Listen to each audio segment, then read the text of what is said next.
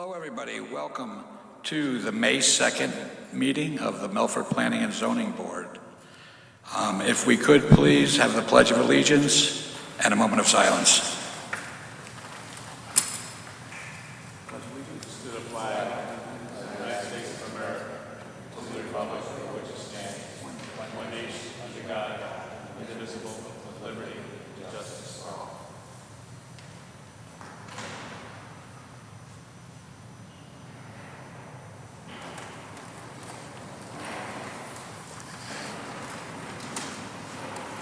Thank you. Sue, if you could please call the roll. Ms. Austin? Present. Mr. Castagnoli? Here. Mr. Hirsch? Mr. Cater? Present. Mr. Collegian? Present. Mr. Moore? Present. Mr. Mortimer? Present. Chairman Quish? I'm here as well. Mr. Sadi? Present. Mr. Zaharides? Present. Our first order of business is 161 Morningside Drive, Zone R10, petition of Ronald Wassemer, CT Civil Group, for a coastal area management site plan to construct a single-family dwelling on map 39, block 619, parcel 1, of which Christina Mahadi is the owner. You have the floor. Good evening. For the record, my name is Ronald Wasmer. I'm a professional engineer and land surveyor with an office at 158 Research Drive in Milford, Connecticut. Here representing Christine Mahogany. She is the property owner. We're here to present plans and an application for a coastal site plan application. Property is located at 161 Morningside Drive. It's at the corner of Morningside and Hilldale Road. The house is on the landward side of Morningside Drive. It does not directly abut Long Island Sound. Morningside Drive is between the property and Long Island Sound. The only coastal resources located on this property is the shoreland resource. The shoreland resources are all lands within 1,500 feet of the coast. The property does not lie within a coastal flood hazard and is well above the flood zone, approximately 37 feet above sea level. The proposal is to rehab the existing house. If we could look at sheet SP1, which is probably the second or third sheet in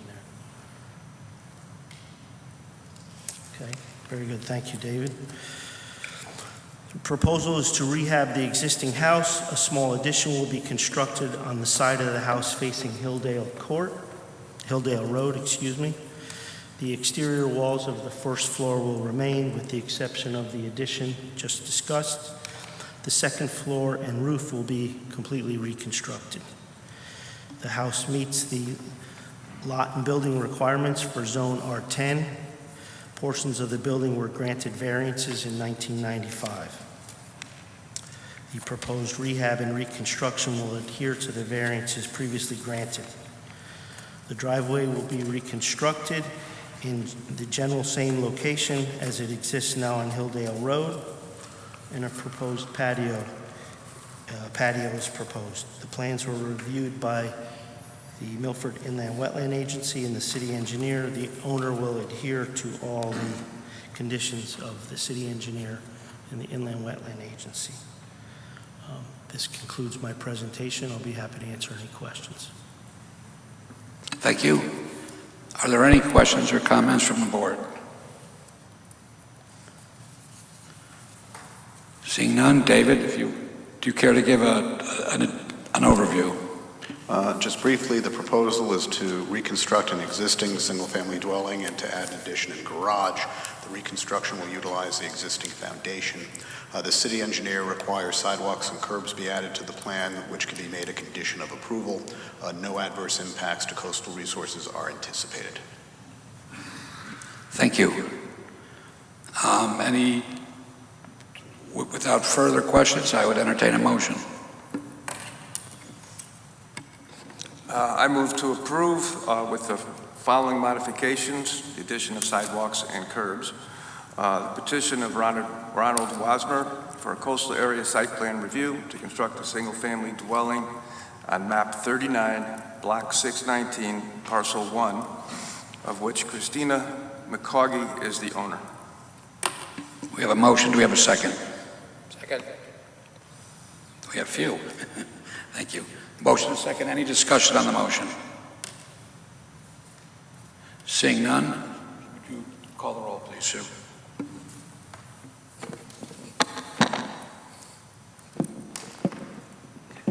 Ms. Austin, With the motion.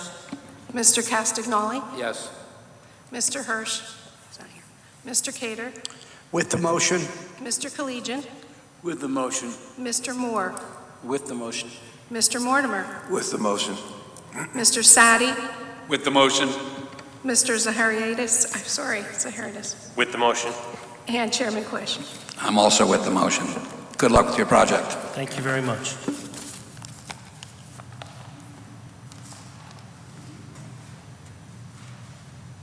Next order of business is the draft plan of the Plan of Conservation and Development. I think we've received it electronically, and now we have a paper copy. David, if you'd like to introduce the document and maybe a brief overview of the process and maybe when we started a couple of years ago. More than a couple of years ago. I'm going to say it was at least 4 years ago at this point. It was before COVID times. Before you is the draft up Plan of Conservation and Development. For those of you who, just as a refresher, every 10 years we're required to update this document. What is contained in the document are items that are actually required by the state, so that our plan complements the regional plan of conservation development and the state plan of conservation development. It has, I can scroll down here, various main topic areas. Let's see here.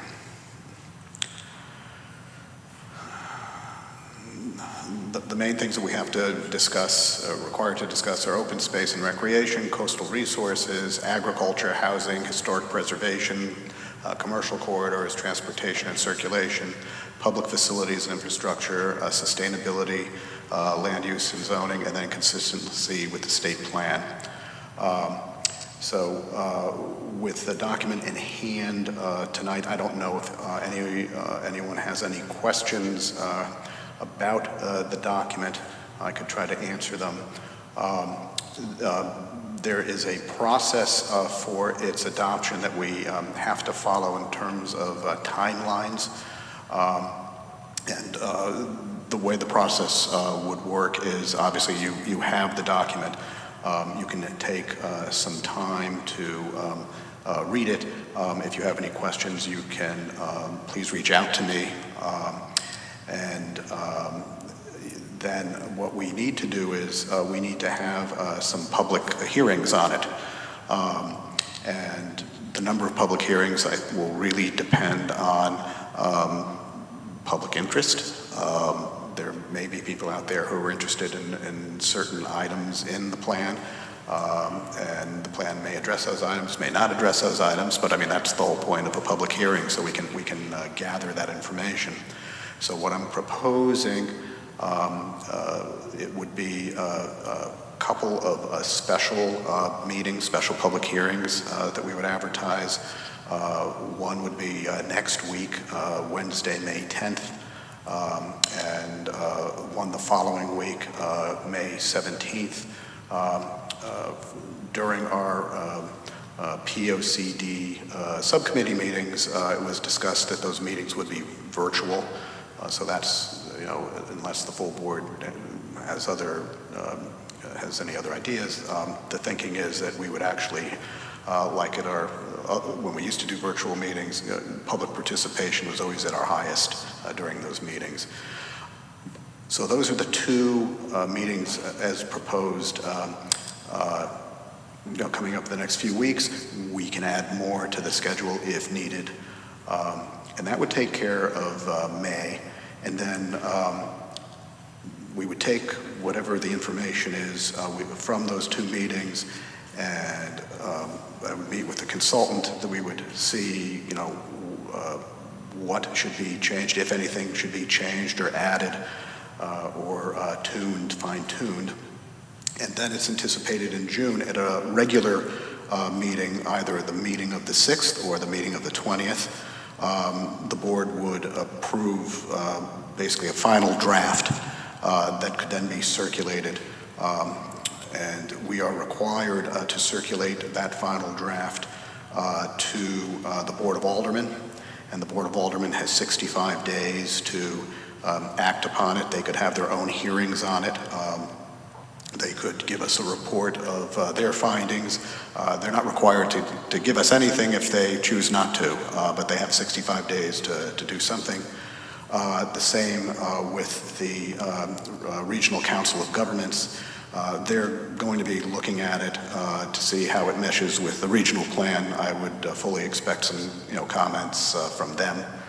And then once that 65-day period passes, we would post the final draft on the city website for a minimum of 35 days. And it would get posted at the city clerk's office for a minimum of 35 days. And then after that time period, we would schedule another public hearing to discuss adopting that final document.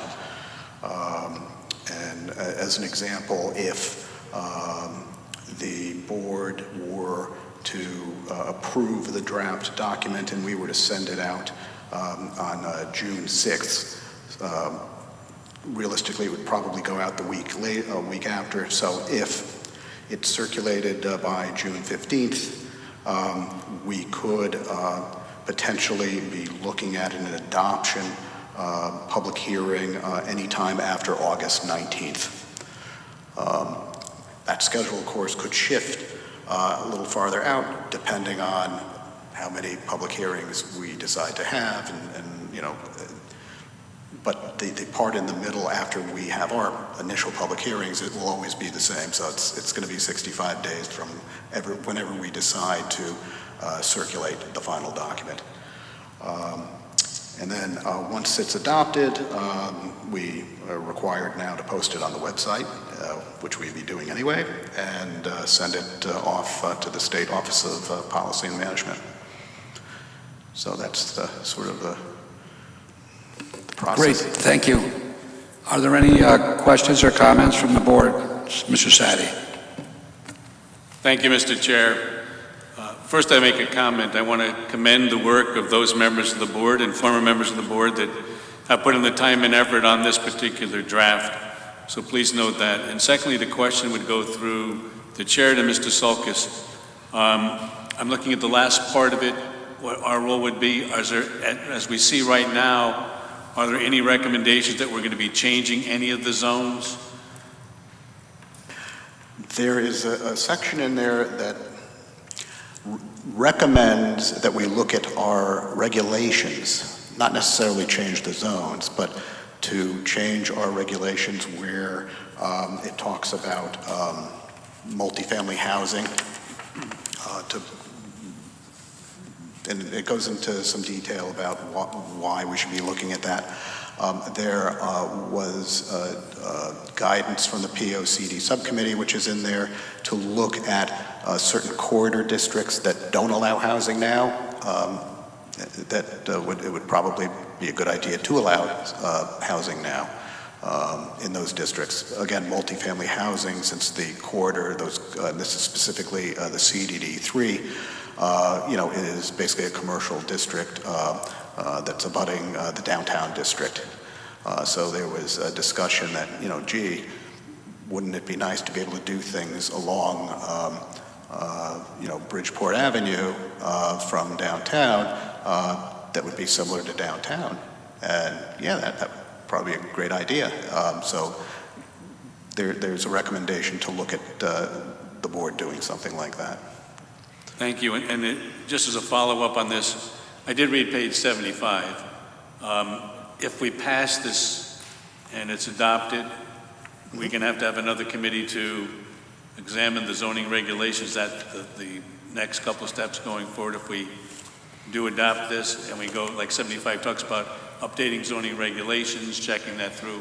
Just a brief explanation would be helpful. Yeah, remember that the board can change its regulations at any time. You don't need the POCD to tell you to do that. So once if the board adopts the POCD, you've adopted the guidance and the recommendation that, you should look at changing these zones. You could do that through the regulations subcommittee. You could do it as in the board as a whole. It depends on what you decide, how you want to go about doing it, and to what extent you want to do it. Thank you, Mr. Sulkus, and to the chair. I have no further questions or comments. Thank you. Thank you. Any other questions or comments? Yes, Dave, are we going to have a public hearing on the 10th of May? It's proposed. We could. Well, it's only a week away.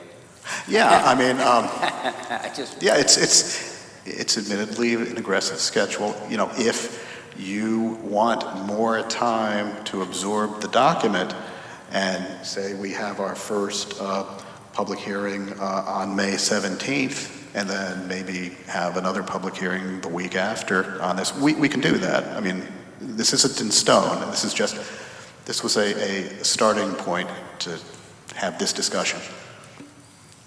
Thank you. I think that's a good idea. I also think when we do the agenda for the first public hearing, we have the first portion of the meeting dedicated to board discussion before we open it up for public input, so that the board has time to review the document, as much time as they want, and secondarily, time to have our own discussion about it.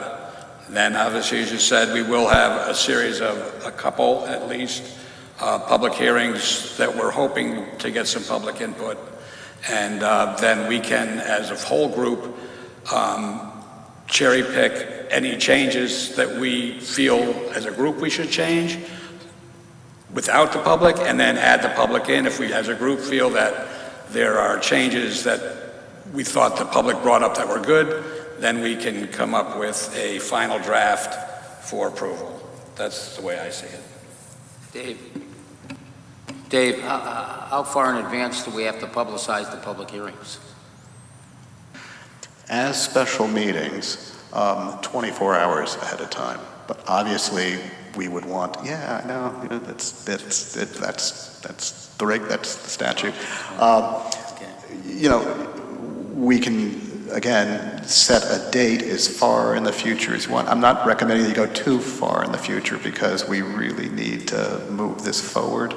But yeah, so if we have the first meeting on the 17th, we'll have a special notice on our website, and we can have something on the city website I call it the first page of the city website that is actually administered out of the mayor's office with the public announcements.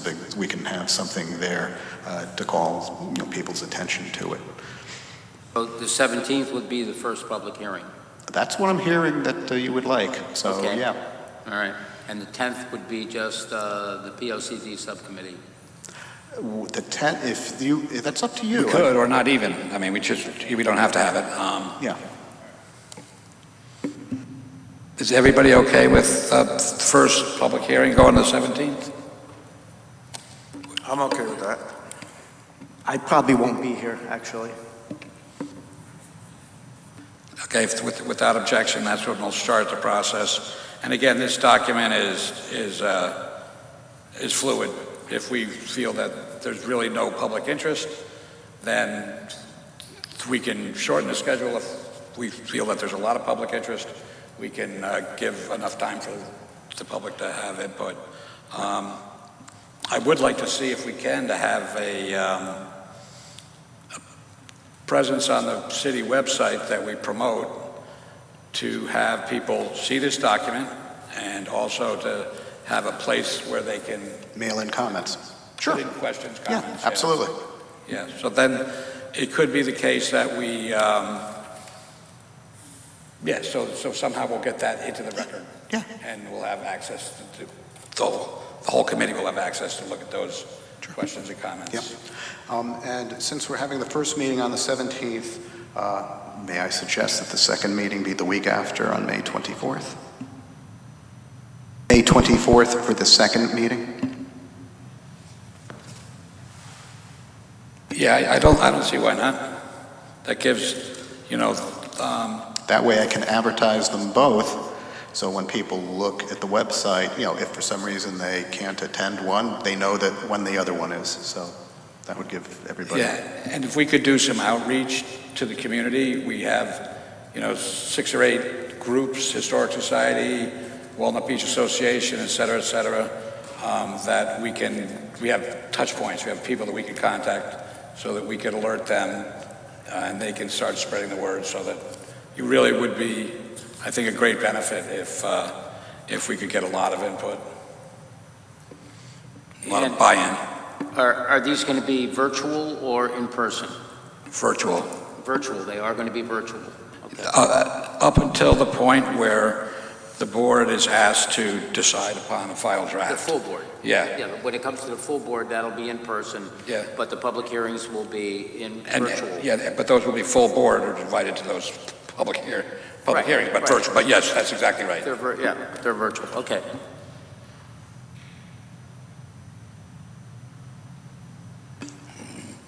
Okay, if that's sufficient for everybody, then we can close this up for now and move on with the agenda. Hey, Jim, I'm sorry, before you go, can I just jump in? Yeah. My concern is, we've talked about this, and I'm worried when we get to the public hearing, they're going to hit us with a question, kind of what Bob was alluding to. We're putting these recommendations out there, but what's going to entice people to use them or change regulations? We're not going to follow up on them, or what's going to become of them? Because when I first started here, I never even heard of the POCD, and I don't think a lot of people did. I'm afraid it's going to happen again, and I don't know if anybody's going to change anything from our recommendations or even look at it. I'm just being realistic. Jim, the purpose of the document, it's a guidance document. That's all it is. If there's going to be changes based on the document, that's you. That's this board can at any time use that document as the basis to make changes. And that was kind of my point. Right. We need to do more. We can't just put a great document out, which I agree, it's great. We need to follow up on it. Again, in the past, when I first joined here, I wasn't even aware of it. So I would have never brought up, why aren't we changing the regs to match the POCD? Now, we need to follow up, and if we really believe in something, say, kick a few chairs, say, come on, let's do something. Or get them out of the POCD. I mean, I don't care one way or the other, but for us to just present a document and walk away and pat ourselves on the back, I just don't want to feel like it's a waste of time and money. Purpose of the public hearing. The public hearing, you get... Well, I'm just telling you right now, they're going to ask you that question, like Bob said, so what are you going to do with this? How are you following up on it? We don't seem to have an answer. No one's talked about this. 50 people come up and make a comment about one item, and... But that's changing the POCD. We're talking about a public hearing to change the POCD for recommendations. Great, we change the POCD, but who's to make it so that we apply those to the regulations? So that's up. Well, that's what I'm saying. That's what I'm kind of bringing up. We need to be prepared to say we have a plan in place, or these, we know that. I don't hear us talking about that. We should talk about that more. Yeah, so I think that the reality is that we do have a regulation subcommittee, so it can be the case that anyone on the board can make a recommendation that the subcommittee look at a specific item that may have been addressed in the POCD. So anybody can also make a motion to have a regulation change. And if that motion passes, then we ask staff to work with the subcommittee and come up with language that reflects the desire of the change.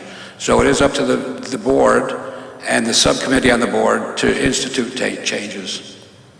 And we do have a free hand. I mean, we obviously have to convince the rest of the board members that it's a good thing, and there'll be public hearings about each individual change, and so the public will either like it or not like it, and we'll react as we do and make our votes. But yeah, we do have the mechanism, we have the tools.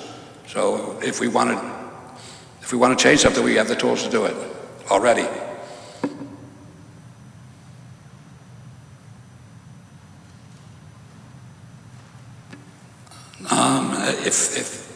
If there's no other discussion on POCD, we would go to no public hearings, no old business, liaison reports.